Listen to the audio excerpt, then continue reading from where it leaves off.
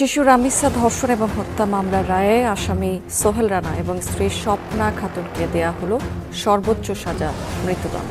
শিশু ধর্ষণ ও হত্যা মামলায় আসামি সোহেল রানা ও তার স্ত্রী স্বপ্না খাতুনকে মৃত্যুদণ্ড দিয়েছেন আদালত।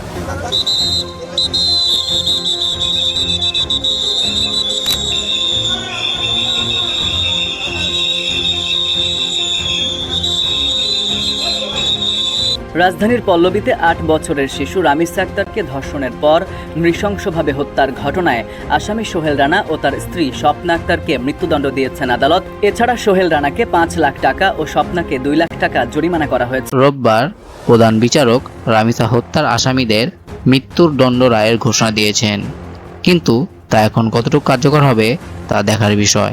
এ মামলার কিছুদিন আগেই যুক্তিতর্ক শেষ হয়। যুক্তিতর্ক শেষ করার পরে ৭ জুন আদালত এই মৃত্যুদণ্ডের রায় ঘোষণা করেন।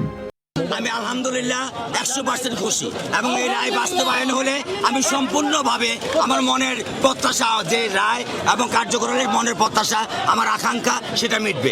এই বিচারের মধ্য দিয়ে একটা দৃষ্টান্তমূলক শাস্তির মধ্য দিয়ে দেশের মানুষের মনে যেরকম মানুষের মধ্যে একটা আশার সঞ্চার করা এবং আমাদের শিশু বাচ্চাদেরকে এই ধরনের নৃশংস ঘটনা থেকে যেন আগামী দিন রক্ষা করা যায় এবং ধরনের ঘটনা না ঘটে।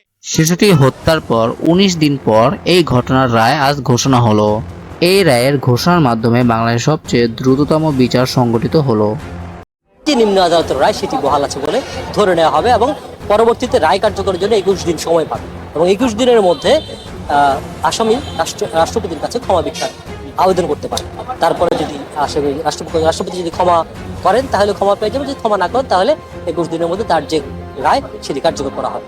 তারপরে কি হবে? তারপরেও আসামি আবার রিভিউ করার সুযোগ পাবে, অর্থাৎ রিভিউর পরে চূড়ান্ত যে রায় হবে, হাইকোর্ট অ্যাপিলেট ডিভিশন যে চূড়ান্ত যে রায় দেবেন সেই রায়টি পরবর্তী কার্যকর করা হবে।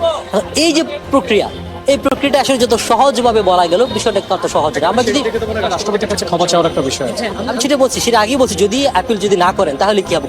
যদি অ্যাপিল করেও থাকেন তারপরেও রিভিউ হওয়ার পরেও যে চূড়ান্ত যে রায়টি ঘোষণা করা হবে সেই রায়টি কার্যকরের জন্য ২১ দিন সময় পাবেন বিধান মতে এবং ২১ দিনের মধ্যে রাষ্ট্রপতির কাছে ক্ষমা ভিক্ষার একটি অপশন রাখা আছে। যদি সেই অপশনটি তিনি কাজে লাগান তাহলে লাগাবেন, রাষ্ট্রপতি ক্ষমা যদি করেন ক্ষমা পাবেন, যদি না করেন তাহলে তাকে ফাঁসিতে ঝুলতে হবে।